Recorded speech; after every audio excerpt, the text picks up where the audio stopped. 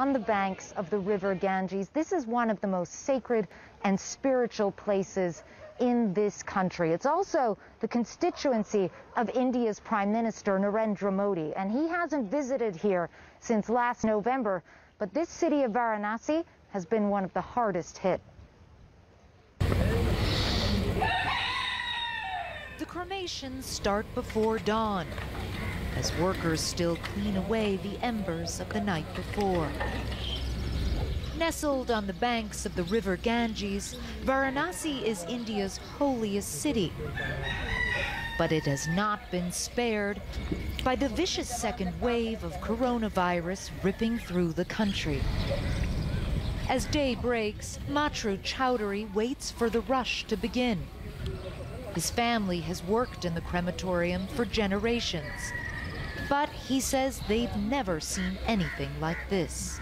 About 100, 140, 50 body per day. And what would you... Every 5 minutes, 10 minutes after ambulance bring the body. Officially, the government says that 8 to 10 people are dying here of coronavirus every day. But the real figure is clearly much, much higher. Confronted with that reality, authorities have had to improvise. Varanasi's main crematorium has been so overwhelmed by the number of deaths that the city has had to set up a sort of makeshift crematorium. You can see it up here. This is just for COVID deaths. A steady flow of bodies is coming in.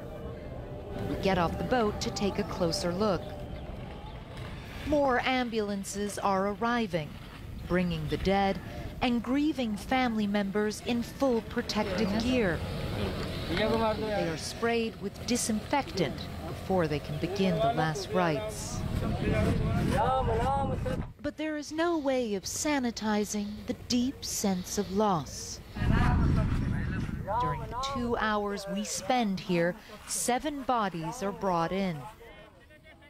Critics say the government has been negligent in its mishandling of this crisis, and that many lives could have been saved. Nirmal Gupta tells us he never imagined he would say goodbye to his father this way. Has the government done enough to stop this second wave? No, not enough. Much more efforts were required, he says. Varanasi needed a full lockdown, but the government didn't do it. It was incompetence. The situation in the city has become so bad that shortages have been reported of wood needed for the funeral pyres. Merchant Deepak Chowdhury says the demand is 4 times higher than usual. As long as I've worked here, I've never seen so many dead bodies coming in, he says. The last month has shocked me. Is it true that you're running out of wood in some places? The 3 main suppliers had run out of wood, he tells us. The local administration had to intervene. Death has always been part of the fabric of life in Varanasi. For centuries, people have come here to die. The belief is that the sacred waters of the river Ganges will help their souls achieve moksha, liberation from the cycle of death and rebirth. But the staggering toll of this scourge has shocked everyone. It's a very bad situation right now. And every household is facing this. I don't think there's any family that has been spared. As the sun sets, the sound of the evening prayer pierces the smoky air. The next wave of the dead is brought in, and the cycle begins again.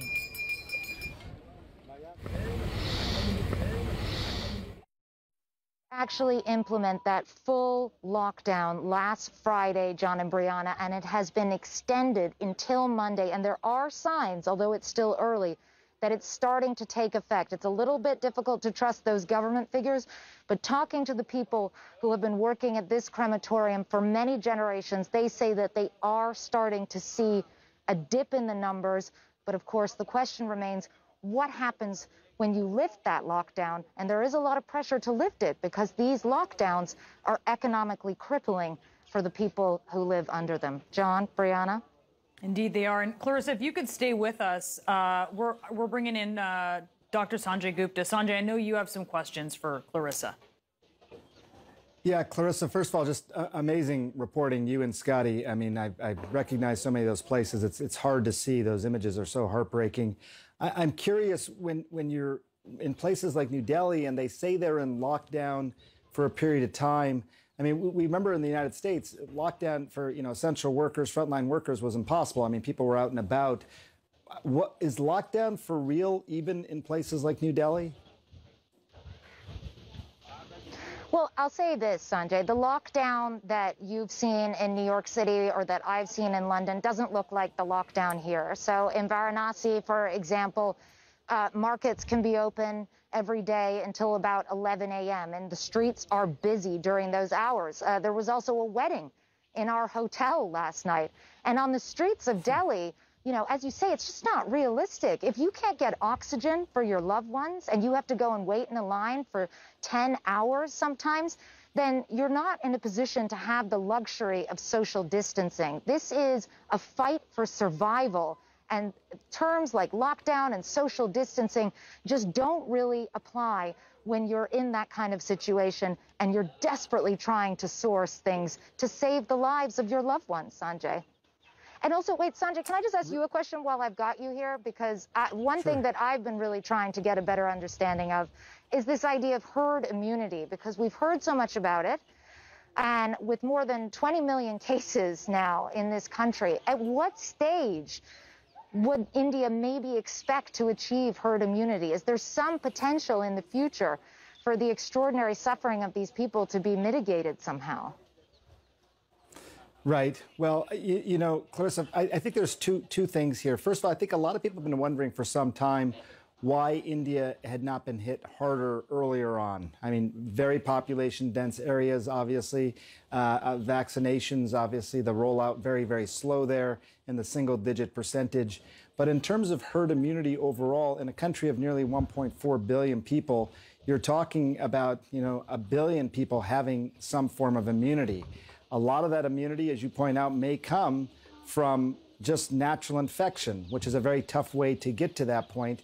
But the other part of it has to come probably from the vaccinations, which have just been a small, percentage of the country so far. So we don't know the exact number. Herd immunity is dependent on how contagious the virus is at any given time. As you go into the warmer and more humid months, the contagiousness of the virus may go down, so the threshold for herd immunity may go down. But it seems like this, Clarissa, they're really not anywhere close. I've looked at some of the testing data, which is not adequate, but from what we can tell from the testing data of both virus and antibodies, 20–30% of the country maybe has that sort of protection when you need closer to 70%.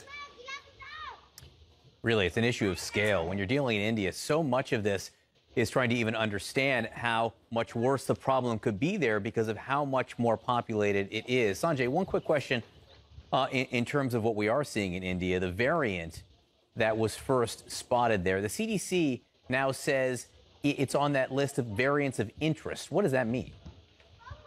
So there's variants of interest and there's variants of concern. Variants of interest basically mean this is something that we think the mutations are worth taking a closer look at, but there's not even real evidence yet around that variant. It's not to say that won't be the case, but there's not evidence yet that it's actually more transmissible or more lethal.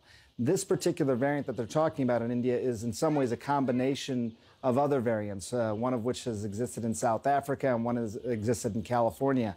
But in aggregate, again, they think it's worth taking a closer look at, but they don't quite know how to categorize it or if it's going to be something that's more transmissible. I think the important point there is that this is not what is happening in India. What Clarissa has been reporting is not necessarily due to some mutant variant that has overwhelmed the country. What has happened is exactly what Clarissa has been saying, which is that they let their guard down and a contagious virus was already out there and it started to spread more and more amidst all those big religious pilgrimages and celebrations and political rallies and all that sort of stuff. So the basic problem is what really drove this here.